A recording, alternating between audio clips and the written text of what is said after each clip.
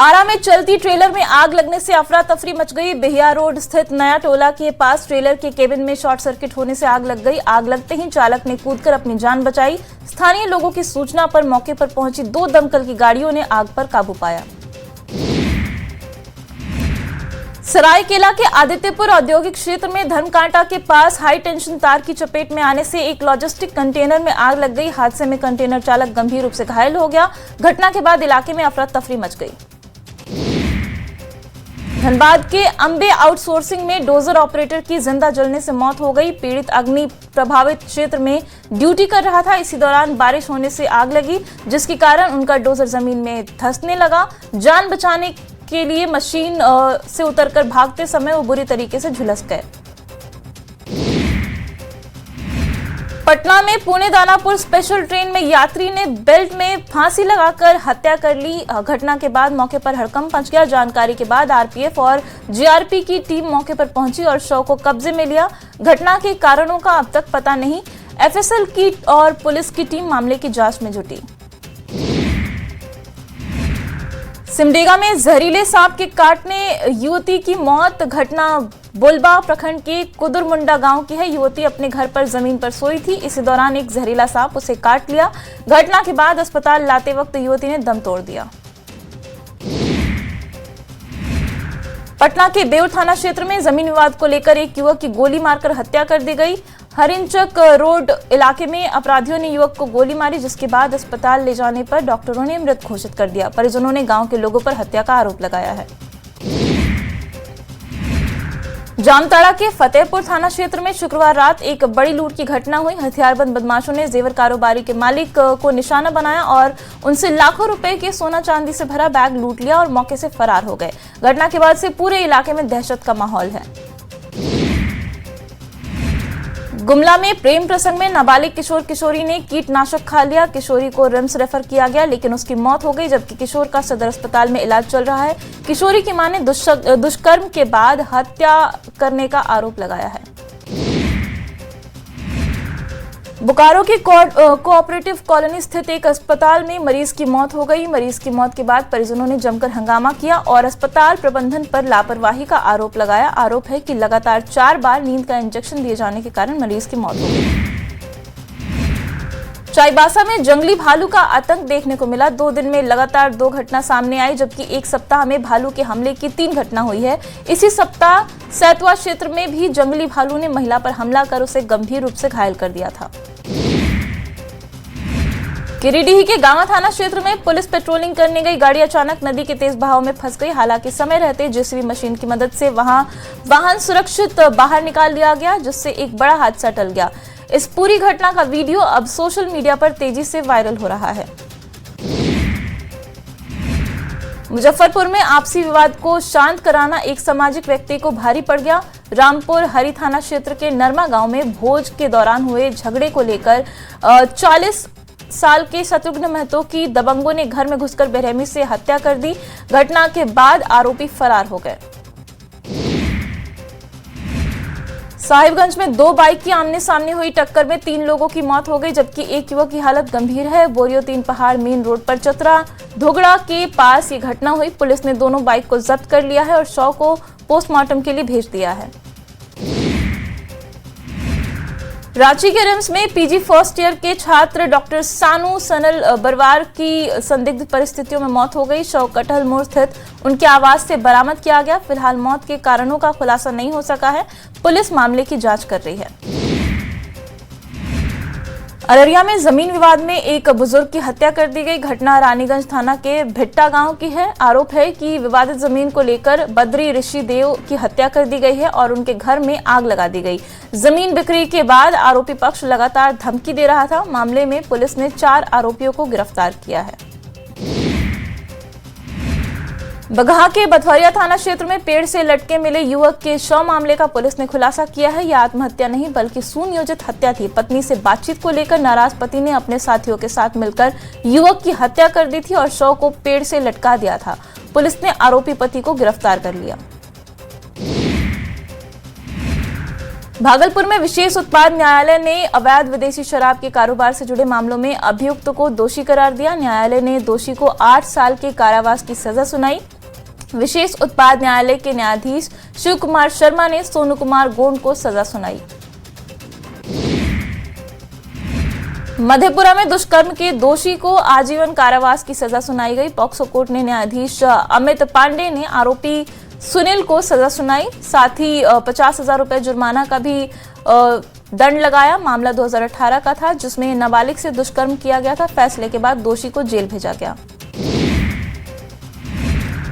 दरभंगा में महज आधे घंटे की बारिश ने नगर निगम की तैयारियों की पोल खोल दी। शहर के 48 वार्डों में जल जमाव की स्थिति बन गई है। कई प्रमुख सड़कें तालाब में तब्दील हो गई हैं। सदर प्रखंड रोड, वीआईपी रोड, लहरिया सराय, गुजरी बाजार और दरभंगा टावर इलाके सबसे ज्यादा प्रभावित रहे। बगहा में मंत्री नंदकिशोर राम ने अपनी ही सरकार में स्वास्थ्य व्यवस्था की बदहाली की पोल खोल दी। मंत्री नंदकिशोर राम ने औचक निरीक्षण करने रामनगर सामुदायिक स्वास्थ्य केंद्र पहुंचे, लेकिन वहां चारों तरफ गंदगी और कुव्यवस्था का हाल देखकर मैनेजर को जमकर खरी खोटी सुनाई। नाव हादसे को देखते हुए पटना के डीएम ने नावों के परिचालन को लेकर सख्ती दिखाई। बैठक के बाद डीएम ने स्पष्ट निर्देश दिए, अब बिना निबंधन के किसी भी नाव का परिचालन नहीं होगा और जो भी नियमों का उल्लंघन करेगा उसके खिलाफ कड़ी कार्रवाई की जाएगी। नाव चलाने के लिए भी समय सीमा तय होगी। दुमका के जमा प्रखंड के जोगिया टीकर टोला में रहने वाले आदिम जनजाति 17 परिवार आज भी सड़क, पानी और बुनियादी सुविधाओं के लिए संघर्ष कर रहे हैं। ग्रामीणों के मुताबिक पिछले 2 साल से जल मीनार खराब पड़ा है, जिस कारण पूरा टोला केवल एक ही चापाकल पर निर्भर है। बोकारो के माराफारी थाना क्षेत्र के कई इलाकों में पेयजल की समस्या बनी हुई है। बीएसएल लेबर हाउसिंग से सटी दर्जनों बस्तियों में रहने वाले लोग पीने का पानी के लिए जूझ रहे हैं। इलाके में करीब 15,000 लोग रहते हैं। महिलाओं को रोजाना कई किलोमीटर पैदल चलकर पानी लाना पड़ता है।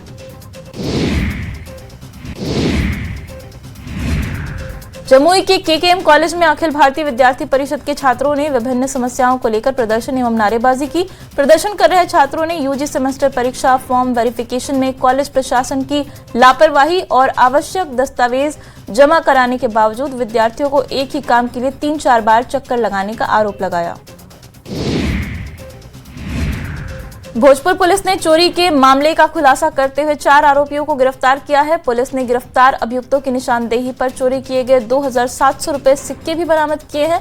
चोरों ने किराना दुकान से 27 मई को चोरी की घटना को अंजाम दिया था। दरभंगा के भेलू चौक और गांधीनगर में जल जमाव की गंभीर समस्या को लेकर मिथिला स्टूडेंट्स यूनियन ने सदर प्रखंड कार्यालय पर 1 दिवसीय सांकेतिक आंदोलन किया। छात्र नेता अमन सक्सेना ने नेतृत्व में सैकड़ों ग्रामीणों ने स्थायी समाधान की मांग की और प्रशासन ने जल्द बैठक और पाइपिंग सेट व्यवस्था का आश्वासन दिया।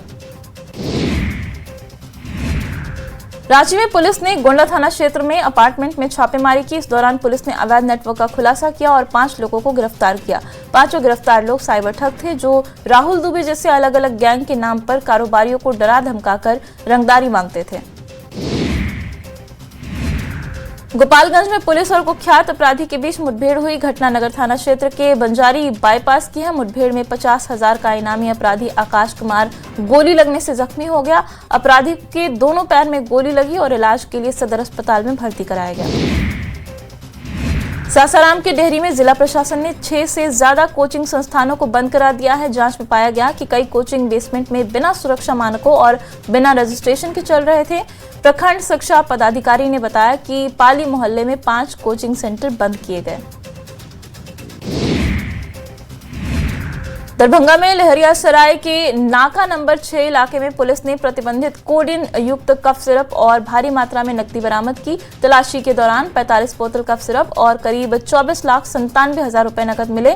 पुलिस ने गौरी शंकर चौधरी नाम के आरोपी को गिरफ्तार किया। बाढ़ में पुलिस ने एक अवैध मिनी गन फैक्ट्री का खुलासा किया। एसटीएफ और बख्तियारपुर थाना पुलिस की संयुक्त कार्रवाई में पुलिस ने भारी मात्रा में अर्धनिर्मित हथियार और हथियार बनाने का सामान बरामद किया। पुलिस ने मौके से 4 कारीगर को गिरफ्तार किया। बेगूसराय में नाबालिग छात्रा से गैंगरेप मामले में पुलिस ने 2 आरोपियों को गिरफ्तार किया। आरोपियों ने मॉर्निंग वॉक के दौरान छात्रा का अपहरण कर कार में बैठाकर वारदात को अंजाम दिया था। पीड़िता ने 24 मई को परिवार को जानकारी दी थी। पुलिस ने तकनीकी जांच से आरोपियों को पकड़ा। समस्तीपुर में पुलिस ने 3 कारोबारियों को गिरफ्तार किया है। भारी मात्रा में प्रतिबंधित कैप्सूल नुमा डिब्बी, मोबाइल फोन और नकद राशि बरामद की। तीनों के पास से कुल 101 पीस प्रतिबंधित कैप्सूल नुमा डिब्बी, मोबाइल फोन और 25,000 रुपए नकद बरामद किए गए हैं। पुलिस आगे की कार्रवाई में जुटी हुई है। सिवान में पुलिस ने टॉप 10 अपराधियों में शामिल अमित पटेल को गिरफ्तार किया। एसटीएफ और सिवान पुलिस की संयुक्त कार्रवाई में सफलता मिली है। गिरफ्तार अपराधी हत्या, रंगदारी, लूट समेत कई मामलों में आरोपी था। मामला महाराजगंज थाना क्षेत्र के दर्ज था। पूछताछ के बाद आरोपी को न्यायिक हिरासत में भेजा गया। पलामू पुलिस ने मेदिनीनगर में विनीत तिवारी हत्याकांड के आरोपियों के घर इश्तेहार चिपकाए। गाजे बाजे के साथ हत्या के आरोपी प्रदीप तिवारी उर्फ महाकाल और राकेश तिवारी के घर पर पुलिस पहुंची। पुलिस ने माइकिंग के जरिए आरोपियों को सरेंडर करने की चेतावनी दी। बिहार में शिक्षकों को गर्मी की छुट्टी के दौरान ट्रेनिंग में शामिल होने का आदेश दिया गया, जिसे शिक्षकों ने तुगलकी फरमान बताते हुए आदेश पत्र का विरोध किया है। मुख्यमंत्री सम्राट चौधरी से इस आदेश पत्र को रद्द कराने की मांग की है। आरजेडी अध्यक्ष लालू प्रसाद यादव सिंगापुर पहुंचे, जहां एयरपोर्ट पर उनकी बेटी रोहिणी आचार्य ने उनका स्वागत किया। इस दौरान रोहिणी आचार्य काफी भावुक नजर आई। लालू प्रसाद अपने साथ बेटी के लिए बिहार की प्रसिद्ध लीची और आम समेत कई उपहार लेकर गए। बिहार में सरकारी टेंडर में फिक्सिंग के खिलाड़ी ऋषुश्री मामले में सरकार ने बड़ी कार्रवाई की है। ऋषुश्री से बड़े नौकरशाहों की साठगांठ के आरोप के बाद सरकार ने 2 आईएएस अधिकारी को सस्पेंड कर दिया। सरकार ने आईएएस योगेश कुमार सागर और आईएएस अभिलाषा कुमारी शर्मा को निलंबित किया। गोपालगंज में मोकामा के जेडीयू विधायक अनंत सिंह को गोपालगंज एमपी एमएलए कोर्ट से बड़ी राहत मिली है। कोर्ट ने तत्काल गिरफ्तारी पर 5 जून तक रोक लगा दी और मामले की अगली सुनवाई की तारीख भी तय कर दी है। मामला अमीरगंज थाना क्षेत्र में हुए जनेऊ कार्यक्रम के दौरान हथियार प्रदर्शन से जुड़ा हुआ है। वैभव सूर्यवंशी इन दिनों अपने बल्ले से ऐसा धमाल मचा रहे हैं। ऐसे में जेडीयू के राष्ट्रीय कार्यकारी अध्यक्ष संजय झा ने भी कहा कि वैभव सूर्यवंशी सिर्फ बिहार ही नहीं, पूरे देश का गर्व है। वैभव का टैलेंट कमाल का है। उन्होंने वैभव को शुभकामनाएं दी। बिहार में एमएलसी चुनाव को लेकर ग्रामीण विकास मंत्री श्रवण कुमार ने कहा है कि चुनाव में एनडीए के सभी प्रत्याशियों की जीत होगी, क्योंकि विपक्ष के बाद संख्या बल नहीं है। राज्यसभा चुनाव की तरह विपक्ष के विधायक एमएलसी चुनाव में भी एनडीए के पक्ष में वोट कर सकते हैं। झारखंड में राज्यसभा चुनाव को लेकर कांग्रेस प्रभारी ने दावा किया है कि चुनाव को लेकर सीएम से बात हुई है। सीएम हेमंत सोरेन ने आश्वासन दिया है। सीएम हेमंत सोरेन राहुल और खड़गे से बात करेंगे। 2-3 दिन में दोनों से बात होगी। राज्यसभा चुनाव का उम्मीदवार केंद्रीय नेतृत्व तय करेगा। राज्यसभा सीट को लेकर सभी दलों ने जोर आजमाइश शुरू कर दी है। कांग्रेस ने शुक्रवार को सीएम के साथ पहली बैठक की थी, लेकिन कोई नतीजा नहीं निकला। बैठक को लेकर जेएमएम ने कहा, सीएम के साथ पहले दौर की बैठक कांग्रेस के साथ हुई। उम्मीद है कि आगे की बैठक में सब कुछ तय हो जाएगा। धनबाद पहुंचे वित्त मंत्री राधाकृष्ण किशोर का कांग्रेस कार्यकर्ताओं ने जोरदार स्वागत किया। इस दौरान राज्यसभा चुनाव को लेकर वित्त मंत्री ने बड़ा बयान दिया। बीजेपी पर हमला बोलते हुए कहा कि संख्या बल नहीं, फिर भी उम्मीदवार उतार रही है बीजेपी। ये लोग खरीद फरोख्त की राजनीति करते हैं। बीजेपी के राष्ट्रीय अध्यक्ष नितिन नवीन 6 और 7 जून को रांची आ रहे हैं। राज्यसभा सांसद प्रदीप वर्मा ने कहा है कि राष्ट्रीय अध्यक्ष के 2 दिवसीय प्रस्तावित दौरे के कार्यक्रम की रूपरेखा तैयार की गई है। इसमें अलग अलग क्षेत्र से जुड़े प्रबुद्ध लोगों के अलावा राज्य भर के युवाओं से संवाद कार्यक्रम शामिल है। जहानाबाद में राष्ट्रीय लोक मोर्चा के जिला अध्यक्ष पद के लिए पिंटू कुशवाहा ने अपनी दावेदारी प्रस्तुत की। चुनाव प्रक्रिया पूर्ण होने के बाद निर्वाचन पदाधिकारियों ने पिंटू कुशवाहा को जिला अध्यक्ष निर्वाचित घोषित किया। घोषणा होते ही समर्थकों में खुशी की लहर दौड़ गई। कार्यकर्ताओं ने एक दूसरे को बधाई दी। पूर्णिया में बीजेपी का 2 दिवसीय पंडित दीनदयाल उपाध्याय प्रशिक्षण महाअभियान शुरू हुआ। केंद्रीय जल शक्ति मंत्री ने बताया कि शिविर में पार्टी की नीतियों और सरकारी योजनाओं की जानकारी दी जाएगी। कुल 12 सत्रों में कार्यकर्ताओं को प्रशिक्षण दिया जाएगा। जहानाबाद में बीजेपी के प्रशिक्षण शिविर का आयोजन किया गया। कार्यक्रम का उद्घाटन बीजेपी के प्रदेश अध्यक्ष संजय सरावगी ने किया। उन्होंने कहा कि पिछले 15 साल में पार्टी का व्यापक विस्तार हुआ है और बड़ी संख्या में नए कार्यकर्ता संगठन से जुड़े हैं। बक्सर में नगर परिषद मानसून के दौरान जल जमाव की समस्या से निपटने के लिए तैयार है। नगर परिषद नालों की सफाई अभियान चला रहा है। अब तक करीब 80% नालों की सफाई पूरी की जा चुकी है। शहर के सभी वार्ड में सहायक नालों की सफाई कराई जा रही है। पटना के पाटलिपुत्र स्थित होटल में फैशन, ग्लैमर और प्रतिभा के संगम से एक आयोजन में प्रतियोगियों ने अपने आत्मविश्वास, स्टाइल और प्रस्तुति से दर्शकों का दिल जीत लिया। कार्यक्रम के दौरान रैंप पर मॉडल्स का शानदार जलवा देखने को मिला। पटना में तेज गर्मी का सितम बढ़ता जा रहा है। शनिवार को 50 किलोमीटर की रफ्तार से हवा चलने की आशंका जताई गई। 3 से 4 दिनों के बाद तापमान 5 से 6 डिग्री तक बढ़ने की उम्मीद है। 7वें दिन के बाद वेस्टर्न बिहार में हीट वेव चलने की आशंका है।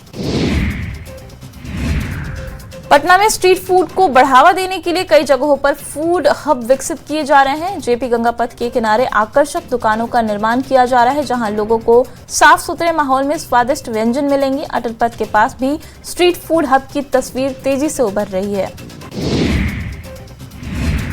मुख्यमंत्री बनने के बाद पहली बार सम्राट चौधरी भागलपुर जाएंगे। सीएम के दौरे को लेकर जिला प्रशासन की ओर से तैयारी की जा रही है। सम्राट चौधरी बीजेपी की ओर से चलाए जा रहे पंडित दीनदयाल उपाध्याय प्रशिक्षण महाअभियान में शामिल होंगे।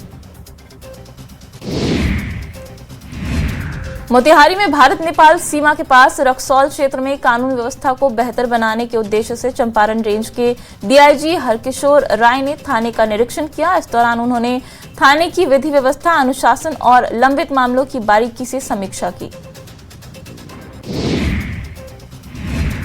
झारखंड में क्रिकेट प्रतिभाओं को नया मंच देने की दिशा में एक बड़ी पहल की गई। आईपीएल की तर्ज पर पहली बार जेएससीए झारखंड प्रीमियर लीग का आयोजन किया गया। इस लीग में राज्य के उभरते खिलाड़ियों को अपनी प्रतिभा दिखाने का मौका मिलेगा। बारिश से पहले रांची की सूरत बदलने की कवायद तेज हो गई है। राजधानी के पंचशील नगर समेत कई इलाकों में नालों की सफाई और अतिक्रमण हटाने का अभियान चलाया गया। नाले पर कब्जा करने वालों को नोटिस भेजने की प्रक्रिया भी शुरू कर दी गई है। धनबाद में श्रम नियोजन प्रशिक्षण एवं कौशल विकास विभाग की ओर से 1 दिवसीय दत्तोपंत ठेंगड़ी रोजगार मेले का आयोजन किया गया। मेले में 20 से ज्यादा निजी कंपनियों ने अपने स्टॉल लगाए, जहां बड़ी संख्या में युवाओं ने पहुंचकर अलग अलग पदों के लिए आवेदन दिया। रामगढ़ के पंजाब रेजिमेंटल सेंटर में अग्निवीरों के 7वें बैच की पासिंग आउट परेड हुई, जहां 1121 जवानों ने देश की रक्षा की शपथ ली। 24 हफ्तों की कड़ी ट्रेनिंग के बाद जब ये जवान अपने माता पिता से मिले तो भावुक हो उठे। कई परिवारों की ये दूसरी पीढ़ी है जो सेना में जा रही है। झारखंड में भीषण गर्मी के बाद मौसम ने अचानक करवट ली। राज्य में अगले 5 दिन तक तापमान और गिरने का अनुमान है। राजधानी रांची समेत कई हिस्सों में अधिकतम तापमान 4 से 5 डिग्री सेल्सियस गिरा। मौसम विभाग के अनुसार राजधानी के आसपास के इलाकों में अगले कुछ दिन तक बादल छाए रहेंगे। रामगढ़ में साइक्लोनिक सर्कुलेशन के कारण लगातार दूसरे दिन बारिश हो रही है। मूसलाधार बारिश के बाद लोगों को गर्मी से राहत मिली। मौसम विभाग ने ठनका को लेकर अलर्ट जारी किया है। मूसलाधार बारिश के बाद जगह जगह जल जमाव के कारण शहरी क्षेत्र में परेशानी बढ़ गई है। 28 मई को विश्व मासिक धर्म दिवस को लेकर रांची में डीसी की अध्यक्षता में स्कूली छात्राओं के साथ कार्यक्रम का आयोजन किया गया। इस दौरान उन्होंने स्कूली बच्चों के साथ स्कूल के शिक्षिकाओं को शपथ दिलाई और स्वच्छता के प्रति जागरूक किया।